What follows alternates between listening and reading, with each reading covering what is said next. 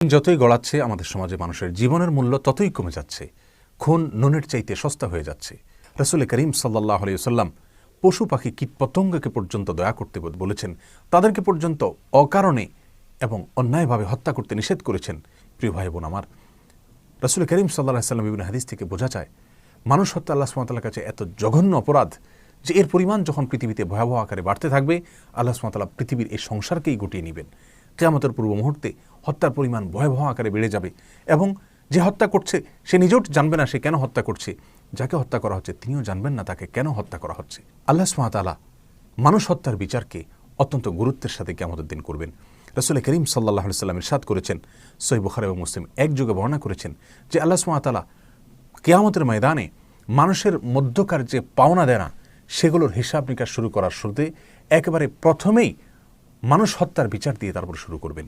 আমলের ক্ষেত্রে সালাতের হিসাব দিয়ে আল্লাহ সুবহানাহু ওয়া তাআলা হিসাব নেওয়া শুরু করলেও মানুষের মধ্যকার বিবাদমান যে সমস্ত বিবাদ, যে মানুষের পারস্পরিক হক অধিকার নিয়ে যত বিচার হবে সেগুলোর ভেতরে মানুষ হত্যার বিচার দিয়ে আল্লাহ সুবহানাহু ওয়া তাআলা বিচার শুরু করবেন।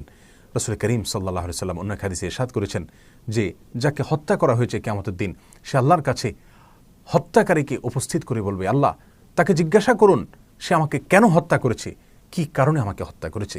আল্লাহ নবী সাল্লাল্লাহু আলাইহি ওয়াসাল্লামের বিভিন্ন হাদিস থেকে, কোরআনের বিভিন্ন আয়াত থেকে পরিষ্কারভাবে বোঝা যায় আল্লাহ সুবহানাহু ওয়া তাআলার কাছে আল্লাহর সঙ্গে শিরক করার পরে সবচেয়ে বড় অপরাধের তালিকায় উঠে আসে মানুষ হত্যা করা, অন্যায়ভাবে কাউকে খুন করার অপরাধটি।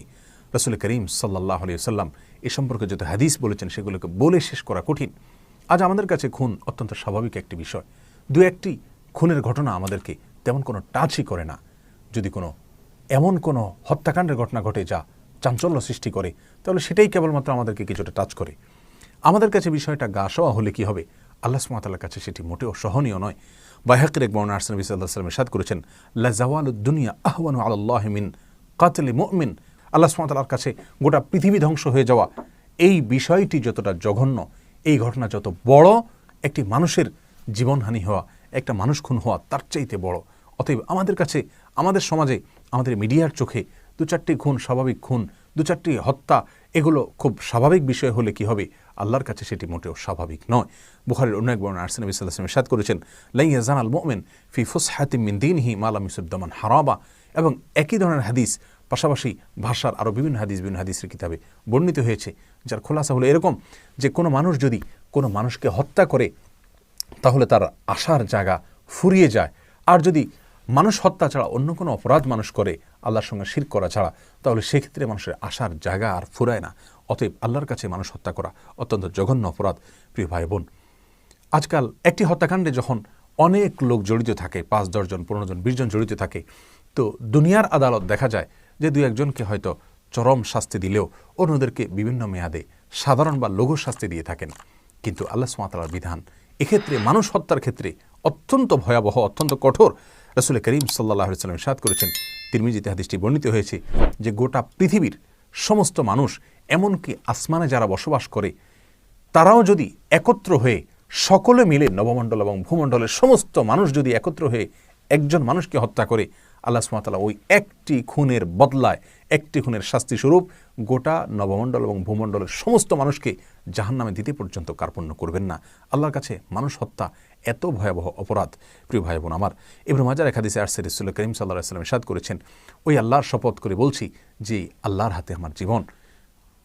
কাবা এবং বাইতুল্লাহকে খেয়াল করে, লক্ষ্য করে, সম্বোধন করে তিনি বলছিলেন প্রতীকীভাবে যে আল্লাহর কাছে তোমার মর্যাদা যত বেশি, একজন মানুষের জীবনের মর্যাদা এবং মূল্য তার চাইতে অনেক বেশি। রাসূল করিম সাল্লাল্লাহু আলাইহি ওয়াসাল্লাম বুখারী মুসলিম হাদিসে বলেছেন, তোমরা 7টি ভয়াবহ ধ্বংসাত্মক অপরাধ থেকে বেঁচে থাকবে। তার শুরুতে তিনি শিরকের কথা বলেছেন, এরপরেই 3 নম্বরে তিনি বলেছেন মানুষ হত্যা করার কথা। সবচাইতে চিন্তার বিষয় হলো রাসূল করিম সাল্লাল্লাহু আলাইহি ওয়াসাল্লাম ইরশাদ করেছেন, আবু দাউদ হাদিসটি বর্ণিত হয়েছে, কুল্লু যামবিন আসাল্লাহু আন ইয়াগফিরাহু ইল্লা মান মাতা মুশরিকান আও কাতালা মুমিনান মুতাআম্মিদা। যত অপরাধ হতে পারে সমস্ত অপরাধের শাস্তি আল্লাহ সুবহানাহু ওয়া তাআলা মওকুফ করতে পারেন, তবে যে ব্যক্তি মুশরিক অবস্থায় শিরক করতে করতে মৃত্যুবরণ করেছে অথবা কোনো মানুষকে, কোনো মুমিনকে ইচ্ছাকৃত হত্যা করেছে, এই 2 অপরাধ এটা আল্লাহ সুবহানাহু ওয়া তাআলা মাফ করবেন না। এবং কোরআন কারীমের সূরা নিসা 93 নম্বর আয়াতে একই কথা বলা হচ্ছে। আল্লাহ সুবহানাহু ওয়া তাআলা বলেছেন, ওমা ইয়াকতুল মুমিনান মুতাআম্মিদা ফাজাযাউহু জাহান্নাম খালিদান ফিহা ওয়া গাদিবাল্লাহু আলাইহি ওয়া লাআনাহু আ'আদ্দা লাহু লাহু আযাবান আযীমা। আল্লাহ সুবহানাহু ওয়া তাআলা এই আয়াতে 5টি শাস্তির কথা বলেছেন, 5টি কঠিন ভয়াবহ সতর্ক বার্তা তিনি জারি করেছেন। কোনো মানুষকে ইচ্ছাকৃতভাবে যদি কেউ হত্যা করে তার বিপরীতে, তার ভিতরে 1 নম্বর হলো তাকে জাহান্নামে দেওয়া হবে, দ্বিতীয়ত তাকে সেখানে চিরকাল রাখা হবে, তৃতীয়ত আল্লাহ সুবহানাহু ওয়া তাআলা তার প্রতি রাগান্বিত হবেন, চতুর্থত আল্লাহ সুবহানাহু ওয়া তাআলা তার প্রতি অভিশাপ নাজিল করবেন, পঞ্চমত আল্লাহ সুবহানাহু ওয়া তাআলা তার জন্য কঠোর এবং ভয়াবহ শাস্তির ব্যবস্থা করে রাখবেন। প্রিয় ভাই বোন আমার, এজন্য অনেক সালাফ বলেন মানুষ হত্যা এরকম এমন একটি অপরাধ যে অপরাধের কোনো তওবা হতে পারে না। আব্দুল্লাহ ইবনে আব্বাস সহ অনেকেই এরকম কথা বলেছেন, যদিও বেশিরভাগ উলামায়ে কেরাম বলেন যে মানুষ হত্যা করার পরেও যদি কেউ তওবায়ে নাসুহা করে আল্লাহ সুবহানাহু ওয়া তাআলা চাইলে মাফ করতে পারেন। যেমনটি বুখারী মুসলিমের এক যুগে বর্ণিত হয়েছে, বনী ইসরাঈলের এক লোক 100 হত্যা করার পরেও আল্লাহ সুবহানাহু ওয়া তাআলার কাছে তওবায়ে নাসুহা বা খাঁটি তওবা করার পরে আল্লাহ সুবহানাহু ওয়া তাআলা তাকে ক্ষমা করেছেন। বিধায় মানুষ খুনের এই ভয়াবহ অপরাধ, এটা যদি আমাদের সমাজের খুনিরা জানতো, এর কি চরম শাস্তি আল্লাহ সুবহানাহু ওয়া তাআলা দিবেন সেটা যদি জানতো, তাহলে কোনোদিন তারা খুনের ধারে কাছেও যেত না। সূরা মায়েদার 32 নম্বর আয়াতে আল্লাহ সুবহানাহু ওয়া তাআলা বলেছেন, মান কাতালা নাফসান বিগাইরি নাফসিন আও ফাসাদিন ফিল আরদি ফাকান্নামা কাতালান নাস জামিআ। যে ব্যক্তি কোনো মানুষকে অন্যায়ভাবে হত্যা করলো, সে যেন গোটা বিশ্ব মানবতাকে হত্যা করলো।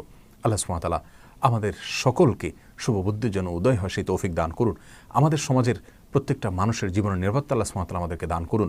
সুবিচার যেন আমরা নিশ্চিত করতে পারি, আল্লাহ তাআলা সেই শক্তি সামর্থ্য আমাদেরকে দান করুন। এবং নিরীহ যে সমস্ত মানুষরা নিহত হচ্ছে, তাদের পরিবারের জন্য সান্ত্বনা হলো, এই দুনিয়াতে যদি তারা বিচার নাও পান, ইনশাআল্লাহ